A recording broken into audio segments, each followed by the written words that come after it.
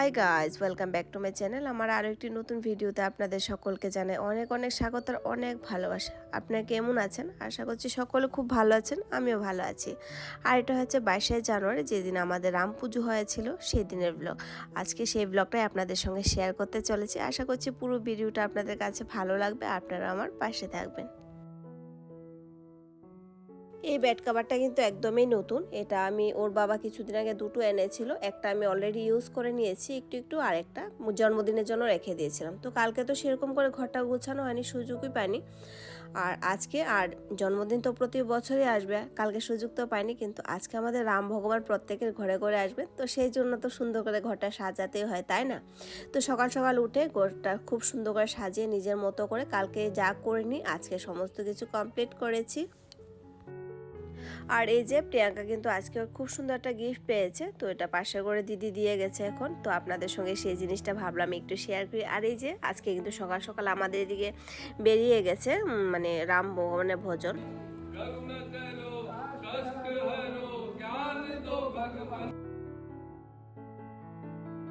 সবার তো আজকের দিনে রাম মন্দিরে যাওয়া সম্ভব হবে না, কারণ কোটি কোটি মানুষের ভিড় হবে। তো আমরা সবাই নিজেদের মতো করে ঘরের মধ্যে পুজো পাঠ করে নেব।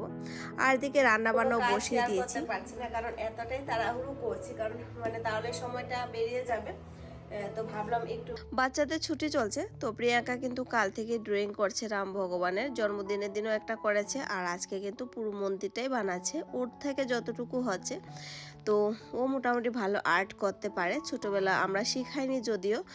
তো কিছুদিন রেখেছিলাম, তারপর তো এই যে আমরা বাইরে শিফট হয়ে গেছি, তারপর কমপ্লিট হয়নি ওর কোনো কিছুই। আর এদিকে ঘরটার মুছে কিন্তু আমি বেরিয়ে যাবো। আর আজকে কিন্তু স্টোরেজটা না আমার প্রচণ্ড মানে দেখাচ্ছে, ফুল দেখাচ্ছে। তো কিছুটা কেটে কেটে যতটুকু হচ্ছে করছি। আজকে দুপুরে রান্নাবান্না ছিল না, যতটা পারছি সহজ সরল খাবারই বানাচ্ছি। গতকালকে যে রান্নাবান্না করেছিলাম সেগুলো বেঁচে গেছে, তো রাত্রে তো আমরা বাইরে থেকে খেয়ে এসেছি। তো সকালবেলা উঠে এগুলো গরম টরম করে গরম ভাত করে ওদেরকে খাইয়ে আমি একটু খেয়ে মন্দিরে ঢুকে পড়েছি। আর সেই জন্য কিন্তু একটু তাড়াতাড়ি ঢুকতে পেরেছি। যদি রান্নাবান্না অতটা থাকতো তাহলে একটু লেট হয়ে যেত। আর সেটা আমি ভেবেই রেখেছি যে কাজটা আমি কিভাবে গুছিয়ে করলে আমার ক্ষেত্রে সুবিধা হবে। আর সমস্ত কাপড় টাপড় আপনারা তো দেখলেনি, আমি গতকালকেই সমস্ত কিছু গুছিয়ে টুছিয়ে আমি ক্লিন করে রেখেছি, যেন আজকে কাজটা আমার একদমই দেরি না হয়। যেহেতু আমার একা হাতের কাজ, তো সর্বদাই আমার গুছিয়ে করতে হয়। আর গুছিয়ে করাটা হয়েছে আমার কাছে সব থেকে বড় কাজ। আমি যদি গুছিয়ে না রাখি তাহলে আমার কাজের কোনো সুবিধাই হয় না, এলোমেলো হয়ে যায়। তো সেই জন্য আমি এখান থেকে এই গুছানো থেকে আমি একদমই মুক্তি পেতে চাই না। সমস্ত কিছু গুছিয়ে বিকেল থেকে আমি পুজোটা স্টার্ট করেছিলাম, তা না হলে তাড়াতাড়ি করে বেরোতে পারবো না। রাতে আবার এক চুলায় রান্নাবান্না আছে, তো সেই জন্য আমার পুজোটা কিন্তু খুব তাড়াতাড়ি হয়ে গেছে। আর ছেলেকে দিয়েছিলাম ক্যামেরাটা করতে, ও না ঠিকঠাক করে না ক্যামেরাটা করেনি। তো যাই হোক, আমি আপনাদেরকে লাস্টে দেখাবো। আর এই যে রঙগুলি কিন্তু আমার প্রিয়াঙ্কা বানিয়েছে। এখানে একটা অলরেডি দিয়া দিয়ে ও তারপর টিউশনেতে গিয়েছে। মানে এখন একটা দিয়া কমপ্লিট হয়ে গেছে, ও জ্বালিয়ে টালিয়ে টিউশনেতে গিয়েছিল। আর ঠাকুরকে আমি এমনিতেই দিয়া দিয়েছি, আর বাকি পরে চামিলি তেল দিয়ে আর একটা দিয়া দেব। আর এই দিয়াগুলো আমি বাড়ির জন্য রেডি করছি, কারণ আজকে তো বাড়ির চতুর্দিকে দিয়া লাগবে, সবার ঘরে ঘরে দিয়া জ্বালাবে আজকে। গোটা দুনিয়ার মধ্যেই আজকের দিনে দিয়া জ্বলবে, শুধু আমাদের ঘরে না। তো যাই হোক, আজকের দিনটা খুবই অন্যতম একটা দিন, খুবই জাগ্রত একটা দিন। আর আমি কিন্তু ওয়ালের মধ্যে একটা ফটো লাগিয়ে নিয়েছি, রাম ফটো, সেটা সবার ঘরে ঘরে এখান থেকে দেওয়া হয়েছে, আর হলুদ চাল। তো আমি আমার মতো করে আসনটা সাজিয়ে নিয়েছি সুন্দর করে ভক্তি শ্রদ্ধা ভাবে, কারণ আমাদের তো সবার যাওয়া সম্ভব নয়। সে জানি না জীবনে ভাগ্য হবে কিনা, এখান থেকে তো বেশি দূর না যদিও, তারপর সেটা ভাগ্যের ব্যাপার। আর এই যে লাল কাপড়টা পেতেছি হনুমানজি নিচে, সেটা কিন্তু আমি গতদিন এনেছি অক্ষরধাম থেকে। কাপড়টা এনেছি আজকে রাম ভগবানকে বসাবো করে, কারণ আর এখানে ফটো দেওয়া হয়েছে, সেটা তো বসানো যাবে না। তো সেই জন্য আমি ওয়ালে লাগিয়ে দিলাম সেলো টেপ দিয়ে। আর এখানে হনুমানজি আমার প্রথম থেকেই, এটা আমার প্রিয়াঙ্কা পেয়েছিল জন্মদিনে।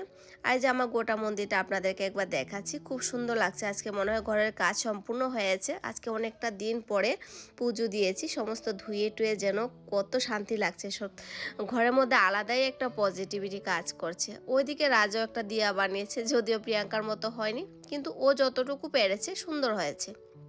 তো পরিবার সবাই মিলে বেরিয়ে পড়লাম এখানে দিয়া দিতে।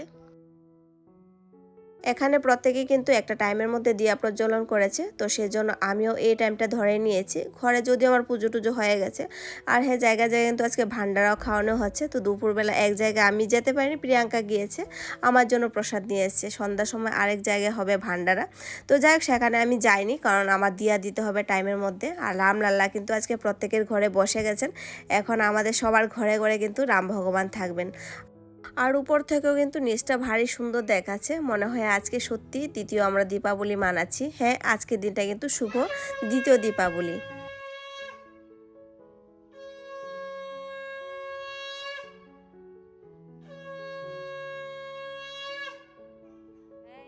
চলুন তাদের সঙ্গে কিন্তু জয় শ্রীরাম বলে আজকের ব্লগটা এখানেই শেষ করছি। আবারও দেখা হচ্ছে নতুন একটা ব্লগের সঙ্গে। আপনারা সবাই ভালো থাকবেন, সুস্থ থাকবেন। দেখা হচ্ছে নেক্সট ব্লগে। জয় শ্রীরাম।